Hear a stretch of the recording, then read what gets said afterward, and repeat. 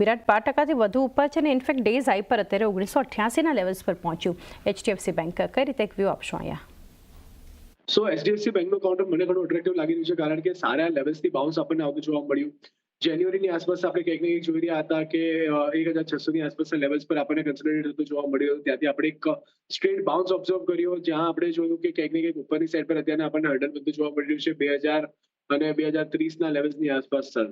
અને higher level પર જે કન્સોલિડેશન બની રહ્યું છે ત્યાં આપણે જોઈ રહ્યા છીએ કે સારી એવી રિસ્પેક્ટ આપણને 50 દિવસ એક્સપોનેન્શિયલ મૂવિંગ એવરેજ પાસે બધી જોવા મળી છે અને ત્યાંથી જ આપણને બાઉન્સ આવતો જોવા મળી રહ્યો છે. તો એક સારો સપોર્ટ આપણે એક્સપેક્ટ કરી શકીએ કે નીચેમાં 1970ની આસપાસના લેવલ છે જ્યાં બંધ જોવા મળી શકે છે અને ટાર્ગેટમાં ઉપરમાં આપણે ધ્યાન રાખીએ તો શોર્ટ ટર્મ ટાર્ગેટ આપણને 230 થી લઈને 250 સુધીના બંધા જોવા 2030 થી લઈને 2050 સુધીના બંધા જોવા મળી શકે છે. સો અહીંયાથી ઓવરઓલ આઉટલુક થોડો પોઝિટિવ છે, પરંતુ જ્યાં સુધી અત્યારના એક રેન્જમાં કારોબાર કરે છે ત્યાં સુધી રેન્જ બાઉન્ડ મુવમેન્ટ જોઈ શકાય. પરંતુ જો ઉપરની સાઈડ પર 2030ના લેવલ બ્રીચ કરે છે તો એ આપણે સારી એવી તેજી એક્સપેક્ટ કરી શકીએ છીએ. નીચેમાં 1970નો સ્ટોપ લોસ આપણે ધ્યાનમાં રાખવાનો રહેશે. 1970 એક સ્ટોપ લોસ ધ્યાનમાં રાખી શકો છો. અહીંયાથી એક વ્યૂ ખાસ કરીને બંધો જોઈ રહ્યા છે HDFC બેંક માટે. એક સ્ટોક ધ્યાનમાં આવી રહ્યો છે વિરાટ, જ્યાં વોલ્યુમ બેઝડ બેંક છે GMDC, ગુજરાત મિનરલ ડેવલપમેન્ટ. 3.5%ની ખરીદારી, 429ના ડેઝ હાઈ અત્યારે બનાવ્યા છે. અહીંયા કઈ રીતે વ્યૂ રહેશે GMDC લિમિટેડ માટે?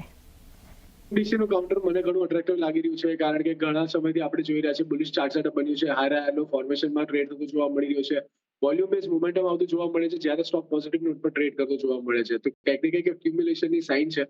સો પોસિબલ છે કે નિયર ફ્યુચરમાં પણ આપણને એક સારો બાઉન્સ અહીંયાથી આપણને યથાવત રહેતો જોવા મળે. નીચેમાં 400ની આસપાસના લેવલ છે જ્યાં 50 દિવસની એક્સપોનેન્શિયલ મૂવિંગ એવરેજ પર બેઝ છે અને એક લેવલ છે જ્યાં આપણને બેક ટુ બેક સપોર્ટ લેતો જોવા મળ્યો હતો.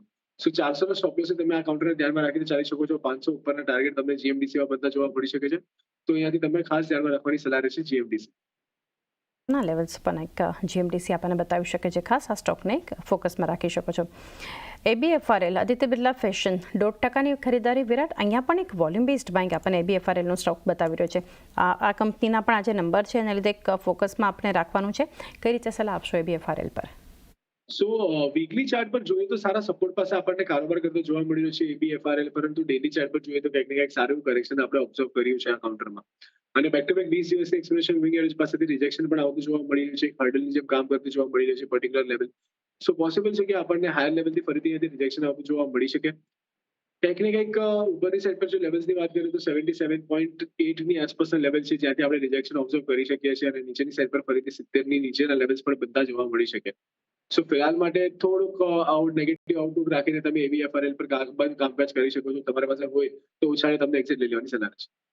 એલન પ્રાઇસ એક વ્યૂ ABFRL માટે આપણને બનતો દેખાડી રહ્યો છે. અન્ય સ્ટોક પર નજર કરીએ તો એક મારુતિમાં અત્યારે વિરાટ 0.5%થી વધુ ખરીદારી જોઈ રહ્યા છે. ડેઝ લોથી તો ખાસી ખરીદારી વધી રહી છે અત્યારે મારુતિ માટે. કઈ રીતનું સેટઅપ છે? સો જે રીતના આપણે ઓટો સેક્ટર્સમાં જોઈએ તો TVS મોટર સારા લેવલ પર ટ્રેડ થતું જોવા મળી રહ્યું છે, M&Mમાં સારા લેવલ્સ આપણને આવતા જોવા મળે. સાથે સાથે મારુતિ સુઝુકી પણ ઘણો અટ્રેક્ટિવ લાગી રહ્યો છે કરંટ લેવલ પર. છેલ્લા ઘણા સમયથી આપણે કન્સોલિડેશન બધું જોવા મળ્યા હતા, એક સીમિત રેન્જની અંદર કારોબાર કરતું જોવા મળ્યું હતું, જેનું બ્રેકઆઉટ આપણને રિસેન્ટલી બધું જોવા મળ્યું છે. સારા વોલ્યુમ જનરેટ થતા જોવા મળ્યા છે, જે વોલ્યુમ બેઝ મોમેન્ટમ આપણને આવતી જોવા મળી છે, દર્શાવી રહ્યું છે કે ઇન્ટરેસ્ટ અહીંયાથી બાયર્સનું બંધ જોવા મળી રહ્યું છે. સો પોસિબલ છે કે આપણને અહીંયાથી એક ઉછાળો બંધ જોવા મળે. એક જે પ્રીવિયસ હાઈ હતા, સ્વિંગ હાઈ, ત્યાં સુધીના લેવલ્સ આપણને આવતા જોવા મળી શકે છે. જે પ્લેસ છે ક્યાંક ને ક્યાંક 13,500 રૂપિયાની આસપાસના લેવલ પાસે. નીચેની સાઈડ પર સપોર્ટની વાત કરીએ તો 2,500ની આસપાસના લેવલ છે, 2,600, 2,500, 2,600ની સોરી 12,600, 12,500ની આસપાસના લેવલ છે, જે એક સારા સપોર્ટની જેમ કામ કરતા જોવા મળી શકે છે. અને ઉપરની સાઈડ પર તમે એક્સપેક્ટ કરી શકો છો 13,500 થી લઈને 14,000 સુધીના લેવલ્સ તમને મારુતિ સુઝુકીમાં નિયર ફ્યુચરમાં બધા જોવા મળી શકે. સો એક પોઝિટિવ આઉટલુક મારુતિ સુઝુકી માટે પણ. પોઝિટિવ આઉટલુક મારુતિ માટે પણ આપણને એક બનતું દેખાડી રહ્યું છે. ટાઇટનમાં અત્યારે 5%થી વધુ મજબૂતી જોઈ રહ્યા છે અને લગભગ 3477ના લેવલ્સ પર જે કારોબાર થઈ રહ્યો છે ટાઇટન. કઈ રીતનું એક સેટઅપ અહીંયાથી તમે જોઈ રહ્યા છો વિરાટ?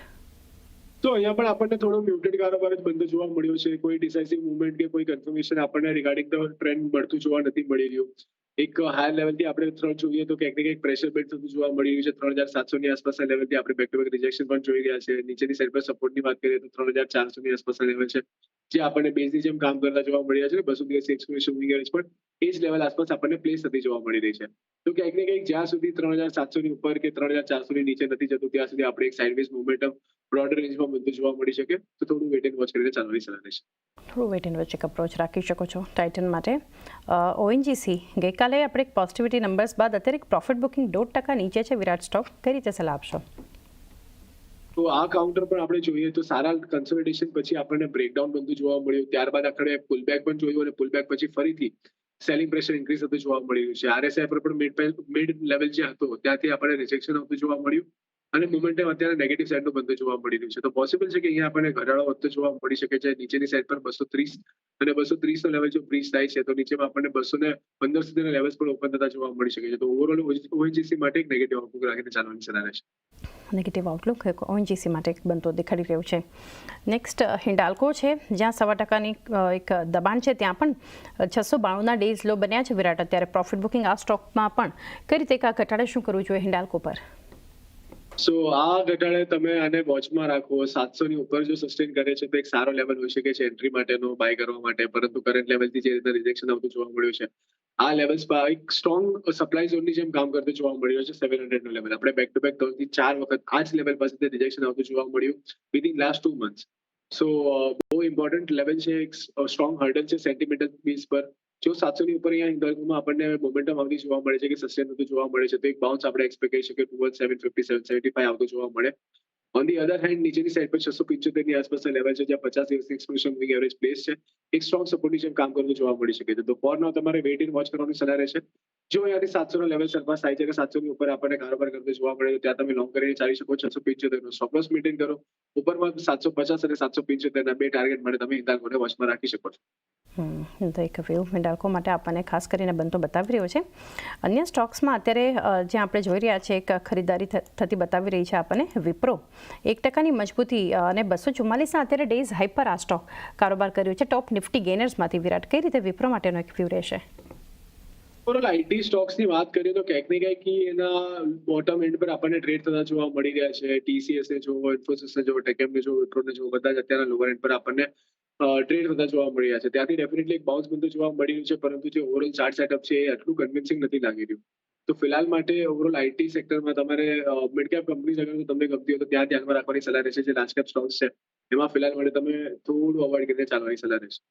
ઓકે, મિડ કેપમાંથી કઈ રીતે મિડ કેપ આઈટીમાંથી વિરાટ આપ, કારણ કે લાર્જ કેપ આઈટીથી થોડું દૂર રહેવા માટે તમે જણાવ્યું કોઈ સ્ટોક સ્પેસિફિક કોઈ રેકમેન્ડેશન મિડ કેપ આઈટીમાંથી?